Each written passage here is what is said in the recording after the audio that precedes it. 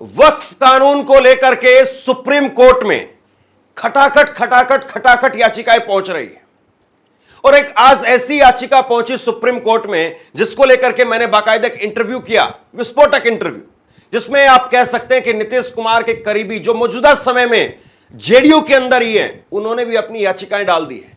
कुल मिलाकर के अब 15 याचिकाएं सुप्रीम कोर्ट के अंदर हो चुकी हैं और सुप्रीम कोर्ट बताया जा रहा है कि संभवतः 16 अप्रैल को यानी एक हफ्ते के बाद में सुप्रीम कोर्ट इसकी सुनवाई करने वाला है और सुप्रीम कोर्ट फिर इसमें तय करेगा कि आखिरकार नरेंद्र मोदी का इस कानून, उनकी सरकार के द्वारा बनाया गया लाया गया कानून, वो ठीक है या नहीं है, या वाकई फ्रीडम ऑफ रिलीजन का उल्लंघन करता है, इसलिए इस कानून को रद्द कर दिया जाए या इसमें फेरबदल कर दिया जाए। और इस बीच में सुप्रीम कोर्ट से एक और बड़ा फैसला, ऐतिहासिक फैसला निकल करके सामने आया।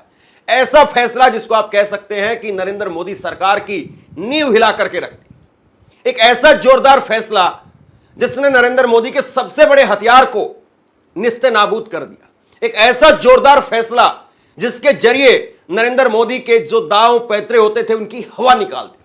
उस फैसले पर भी बात करेंगे, थोड़ा सा इंतजार कीजिए। सबसे पहले मैं आपको वक्फ कानून को लेकर के जो याचिकाएं पहुंच रही हैं उसमें 15 नाम जुड़ चुके हैं, यह अपडेट पहले मैं आपको दे देता हूं और उसके बाद में सुप्रीम कोर्ट के उस ऐतिहासिक फैसले पर बात करेंगे।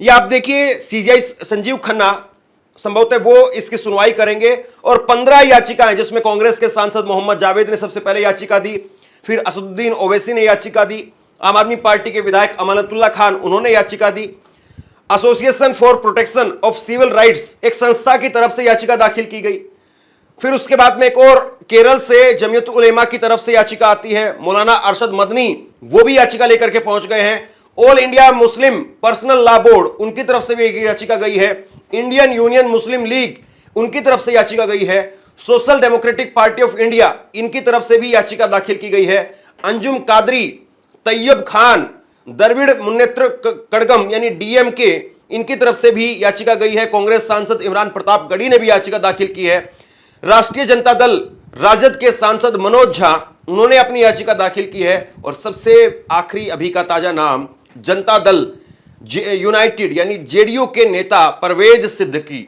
उनका आज मैंने इंटरव्यू किया, वो भी अपनी याचिका लेकर के पहुंच गए। छोटा सा अंश मैं आपको वो भी दिखाऊंगा।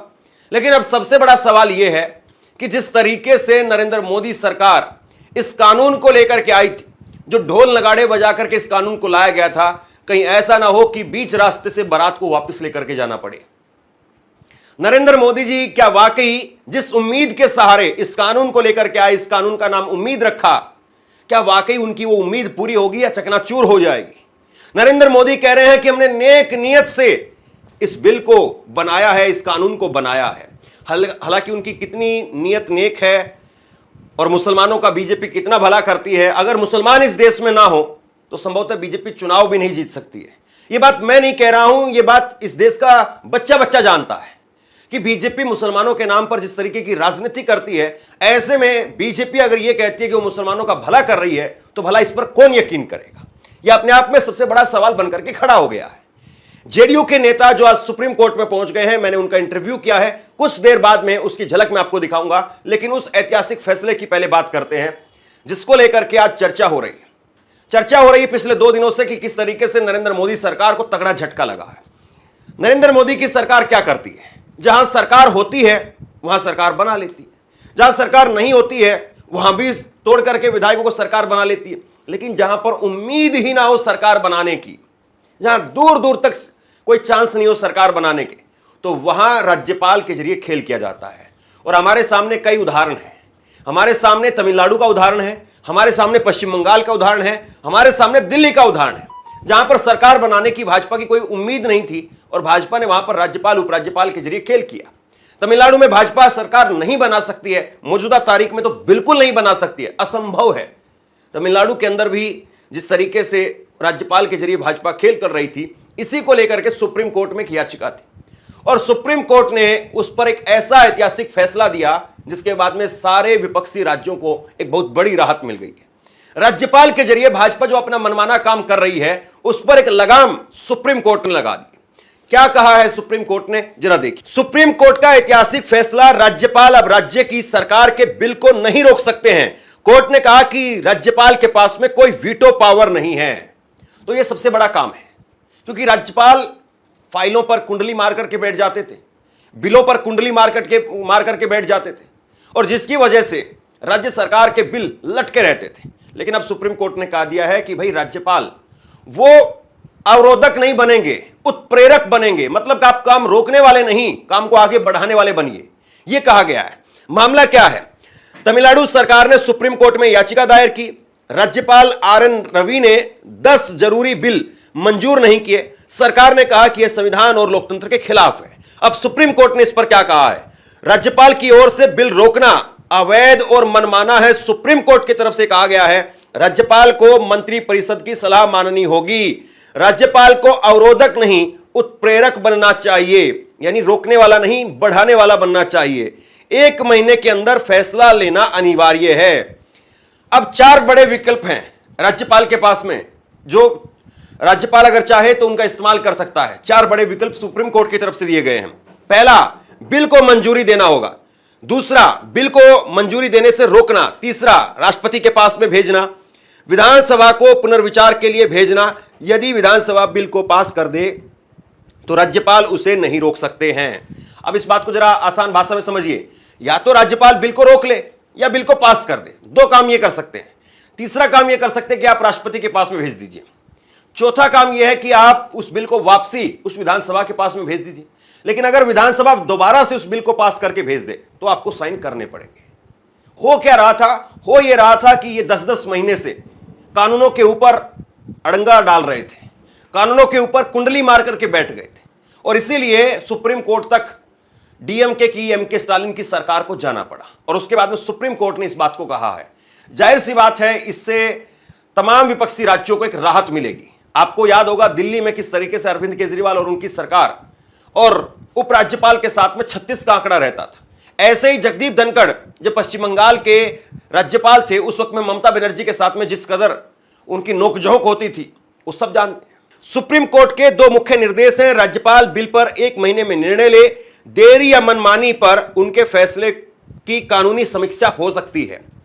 मुख्यमंत्री एमके स्टालिन का बयान निकल करके सामने आया। उन्होंने कहा कि यह फैसला सिर्फ तमिलनाडु नहीं, पूरे देश की राज्य सरकारों की जीत है। राज्यपाल ने जानबूझकर के बिल रोके, अब यह नहीं चलेगा। इसका असर क्या होगा? राज्यपाल अब महीनों तक बिल को अटका नहीं सकते हैं। राज्य सरकार तेजी से फैसले ले सकेंगी। केंद्र और राज्यों के बीच में संतुलन की दिशा में कदम आगे बढ़ेंगे। तो यानी एक तरीके से आप कह सकते हैं कि जबरदस्त चोट यहां पर सुप्रीम कोर्ट ने लगाई है, और सुप्रीम कोर्ट के इस कदम से बीजेपी का एक हथियार नरेंद्र मोदी, जिस तरीके से जहां सरकार बनने की बिल्कुल चांस नहीं थे, जहां पर राज्यपाल के जरिए खेल करते थे, वहां पर अब राज्यपाल के जरिए खेल नहीं हो सकेगा। तो अपने आप में बहुत बड़ा ऐतिहासिक फैसला है।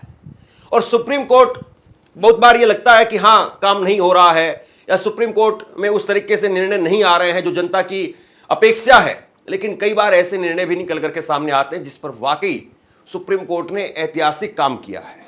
और आज सबसे बड़ी जो लोगों की उम्मीद है वो यही है कि क्या सुप्रीम कोर्ट वक्फ कानून को लेकर के सुनवाई करेगा?